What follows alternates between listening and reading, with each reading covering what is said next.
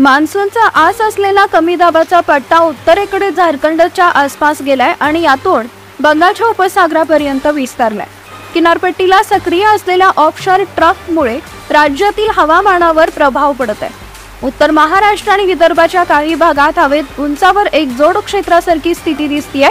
Share zone उत्तरेकडे गेल्याने पश्चिमेकडून येणारे पावसाचे ढग राज्यातील अनेक भागांमध्ये पाहायला मिळत आहेत। दरम्यान तुमच्यासाठी महत्त्वाची सूचना, तुमच्या जिल्ह्यातील हवामान अंदाज पाहण्यासाठी डिस्क्रिप्शन मध्ये हवामान व्हॉट्सअप ग्रुपची लिंक दिली आहे। आताच आमच्या व्हॉट्सअप ग्रुपमध्ये सामील व्हा।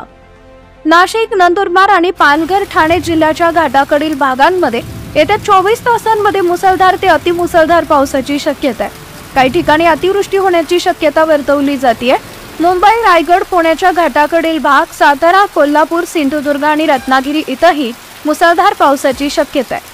पुणे आणि सातारा घाटाकडील भागात अतिवृष्टी होण्याची शक्यता अधिक आहे। नंदुरबारच्या पश्चिम भाग, धुळ्याचे पश्चिमेकडील तालुके, नाशिकचे मध्य आणि पश्चिम भाग, नगरचे पश्चिमेकडील तालुके, पुणे पश्चिम भाग, सातारा आणि कोल्हापूरच्या पश्चिम भागांमध्ये मध्यम ते मुसळधार पाऊस होईल।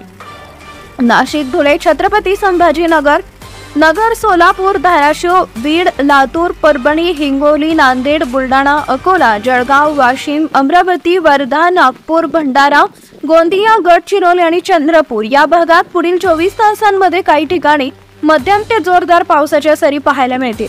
काही ठिकाणी संततधार पावसाची शक्यता आहे, परंतु सार्वत्रिक पाऊस होईल असं नाही। काही भागात पावसाची तीव्रता कमी राहील। पुण्याच्या मध्यवर्ती भागात, साताऱ्याचा मध्यवर्ती भाग, सांगलीच्या मध्यवर्ती भागात मध्यम ते जोरदार पावसाची शक्यता आहे। मुसळधार पाऊस होण्याची शक्यता कमी आहे। सांगलीच्या पश्चिमेकडील आणि घाटाकडील भागात मुसळधार ते अतिमुसळधार पावसाची शक्यता आहे। पुणे, सातारा, सांगली, सोलापूरच्या दक्षिण पश्चिमेकडील भागात मोठ्या पावसाची शक्यता आहे। या भागात हलका ते मध्यम पावसाच्या सरी पाहायला मिळतील।